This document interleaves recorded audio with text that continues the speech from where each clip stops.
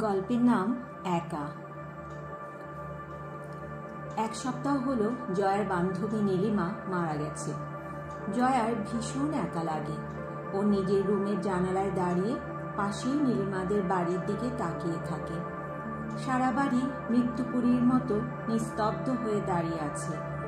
নীলিমাদের বাড়িতে কারো কোনো সারা শব্দ নেই। কাকু কাকিমা কাঁদতে কাঁদতে এখন আর চোখে জল নেই। কেউ কিছু জিজ্ঞেস করলে ওরা শুধু ফ্যাল ফ্যাল করে তাকিয়ে থাকে। নীলিমা হঠাৎ করেই মারা গেছে। কোনো আগাম অসুখ বিসুখ নেই, সামান্য একটু গা গরম হয়েছিল। কেউ সেরকম পাত্তা দেয়নি। কাকিমার মুখে জয়া শুনেছিল রাত 11টার দিকে প্রচণ্ড জ্বর হয়েছিল।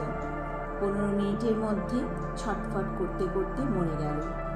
মরার আগে জয়াকে দেখতে চেয়েছিল খুব, কিন্তু নীলিমা 15 মিনিটও সময় দেয়নি কাউকে। হাসপাতাল নেবার আগেই চলে গেল দূরের দেশে। জয়া এসব ভাবতে ভাবতেই নীলিমাদের বাড়ির দিকে তাকিয়ে চমকে উঠল। আরে, জানালায় ও কে দাঁড়িয়ে? নীলিমা না? রাতের পোশাকে হাতে ওর প্রিয় পুতুল নিয়ে ও জয়ার দিকে তাকিয়ে। কি যেন একটা অব্যক্ত কথা ওর মুখে। জয়া ভয় পেয়ে গেল। চোখ বন্ধ করে ও আবার তাকালো। দেখল জানালায় কেউ দাঁড়িয়ে নেই। জয়া স্বস্তি নিঃশ্বাস ফেলে ওর ঘরের জানালা বন্ধ করে দিল। জয়া নীলিমা মারা যাবার পর স্কুলে যায়নি 1 সপ্তাহ হলো। মাকে ডেকে খাবার দিতে বলে ও স্কুলে যাবার জন্য রেডি হয়ে গেল। স্কুলে এসে জয়া ওর নির্দিষ্ট বেঞ্চে বসতে গিয়ে মনটা আবারও খারাপ হয়ে গেল। জয়া প্লাস নীলিমা লেখা বেঞ্চটার দিকে তাকিয়ে ওর চোখে জল এসে গেল। হঠাৎ করে ওর মনে হলো নীলিমা ওর পাশে বসে। ও তাকাতে নীলিমা মুচকি এসে বলল, জয়া, একা থাকতে আমার আর ভালো লাগছে না, তুই আসবি? আয়। জয়া চিৎকার করে উঠল। ক্লাসের সবাই দৌড়ে এসে কি হয়েছে জিজ্ঞেস করলো। জয়া বলল, নীলিমা এখানে বসেছিল, তোমরা কেউ দেখোনি? জয়ার কথা শুনে সবাই অবাক হয়ে গেল। তানিয়া, জয়ার আরেক ক্লাসমেট, ওকে জড়িয়ে ধরে বলল, চল, তোকে ক্লাস করতে হবে না, তোকে বাড়ি দিয়ে আসি। টিচাররা সবাই জানে তোর কোনো অসুবিধা হবে না। জয়া বাড়ি ফিরে এসে মাকে কিছু বলল না। শরীর খারাপের কথা বলে রুমের ভিতর ঢুকে গেল। বিছানায় শুয়ে ঘুমোতে চেষ্টা করলো। আধো ঘুম আধো জাগরণে ওর মনে হচ্ছিল নীলিমা ওর সাথে শুয়ে আছে, ওর অনেক কথা বলছে। কেন যেন ওর মনে হচ্ছে নীলিমার সব কথাই ওকে শুনতে হবে। জয়া চোখ বন্ধ করে শুয়ে রইল। ওর ভয় হলো ও চোখ মেললেই যদি ও নীলিমাকে সত্যি সত্যি দেখতে পায়। জয়া স্পষ্ট শুনতে পেল নীলিমা ওকে বলছে, জানিস জয়া, তুই তো সেদিন আমবাগানে আসলি না। আমি যে কি ভয় পেয়েছিলাম। তুই বললি বিকেল 4টের সময় আসবি, কিন্তু আসলি না। আমি তোর জন্য ওখানে অপেক্ষা করতে করতে কখন যে ঘুমিয়ে পড়লাম। তারপর ও আমাকে ডেকে তুলল। তারপর যা ভয় পেলাম। নীলিমা চুপ করে রইল। নীলিমার অনেকক্ষণ কোনো সারা শব্দ না পেয়ে জয়া ভয়ে ভয়ে চোখ মেলল। দেখল ফ্যাকাশে হয়ে যাওয়া চেহারা নিয়ে নীলিমা ওর মুখের দিকে তাকিয়ে আছে। হ্যাঁ রে জয়া, তুই সেদিন কেন আসিসনি? আমি খুব ভয় পেয়েছিলাম, এখনো ভয় পাচ্ছি। তুই আয় না আমার সাথে, আমার খুব একা লাগে, আসবি না? জয়া চোখ বন্ধ করে মাকে চিৎকার করে ডেকে উঠল। জয়ার মা দৌড়ে এসে মেয়েকে কাঁদতে দেখে জড়িয়ে ধরলেন। জয়া, কি হয়েছে? এমন কাঁদছিস কেন?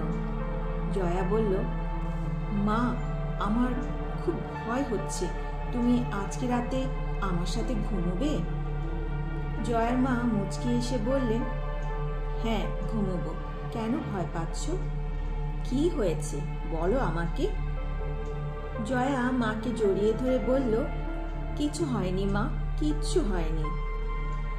রাতের বেলা মার পাশে শুয়েও জয়ার ঘুম আসছিল না। জয়া দেখছিল ওর ঠিক পায়ের কাছে নীলিমা বসে আছে আর কাঁদছে। জয়া পাশ ফিরে মাকে দেখল। মা গভীর ঘুমে আচ্ছন্ন। এরকম গভীর ঘুমে আচ্ছন্ন মাকে দেখে মনে হচ্ছে এরকম শান্তির ঘুম অনেকদিন মা ঘুমায়নি। জয়া সাহস করে বিছানায় উঠে বসল। নীলিমার দিকে তাকিয়ে বলল, নীলিমা, তুই কাঁদছিস কেন? তুই তো মরে গেছিস, তোর কিসের দুঃখ? নীলিমা করুণ চোখে তাকিয়ে বলল, আমি খুব একা রে, তোকে ছাড়া আমি ভালো নেই। আয় না আমার সাথে, আয় না আমার সাথে, আমরা খুব ভালো থাকবো। সেদিন তো তুই আসলি না, তোর অপেক্ষায় আমি ঘুমিয়ে গিয়েছিলাম। তারপর ও আসলো, আমার ঘুম ভাঙালো। জয়া বলল, ও কে? তারপর ঘুম ভাঙালো, তারপর কি হলো বল নীলিমা, বল। নীলিমা মুচকি হাসলো। ও আসলো মানে তুই আসলি। তোকে জড়িয়ে ধরে আমি ভীষণ বকলাম, কেন তুই সন্ধ্যাবেলায় আসলি। আরো বললাম, বাড়ি গেলে মা আমাকে এখন বকা দেবে। তুই আমাকে জড়িয়ে ধরেই বললি, কেউ বকবে না, বকলেও ও আমার সাথে থাকবে আর আমার মন খারাপ হবে না। আমি হেসে তোর দিকে তাকাতেই দেখি তুই না, অন্য কেউ। ক্ষয়ে যাওয়া মুখ, গা থেকে প্রচন্ড গন্ধ বের হচ্ছে। আমি চিৎকার করে বাড়ির দিকে ছুটলাম, কিন্তু দেখলাম ও আমার সাথে ছুটছে, বলছে আমাকে ছেড়ে যাস না। আমি যত জোরে দৌড়চ্ছি ও আমার সাথে সাথেই থাকছে। বাড়িতে ঢুকে মাকে বলতে যাব, কিছুতেই বলতে পারলাম না।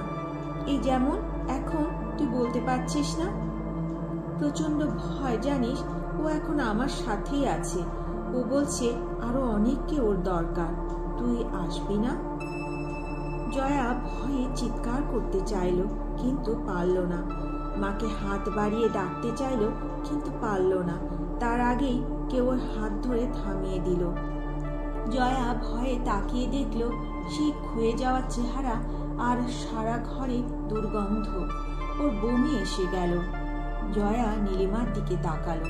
নীলিমা দাঁত মুখ খিচিয়ে বলল, আসবি না, আয়। জয়া হরহর করে বমি করে দিল। জয়ার মা বমি করার শব্দে ধর্মরিয়ে উঠে বসলেন। মেয়ের কপালে হাত দিয়ে চমকে উঠলেন। সবাইকে ডাকাডাকি করে হাসপাতালে নিতে নিতে জয়া মারা গেল। কেউ যদি এখন কান পেতে শোনো, তাহলে শুনতে পাবে গভীর রাতে আমবাগানে দুটো মেয়ে ফিসফিস করছে আর ডাকছে, আয়, আসবি না, আয়।